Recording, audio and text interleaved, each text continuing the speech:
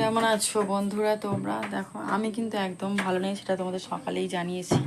তার কারণ আমাদের এখানে এতটাই বৃষ্টি হয়েছে, সবার ওখানে বৃষ্টি হচ্ছে জানি, আমার ওখানে অতিরিক্ত বৃষ্টি। এই দেখো আমি দাঁড়িয়ে আছি আমার রান্নাঘর, দেখো কতটা জল তোমাদের দেখাচ্ছি।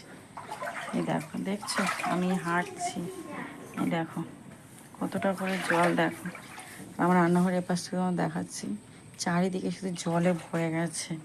এই এখন একটা রান্নাঘরে বেঞ্চ দিয়েছে, দিয়ে তারপরে তক্তা দিয়েছে, এখন রান্না করছি। আর কলতলাটাও দেখো বন্ধুরা কতটা করে জল হয়ে গেছে কলতলা। এত জলের মধ্যে কার থাকতে ভালো লাগে বলো তো? আমি থাকবো না, আমি তো চলেই যাবো।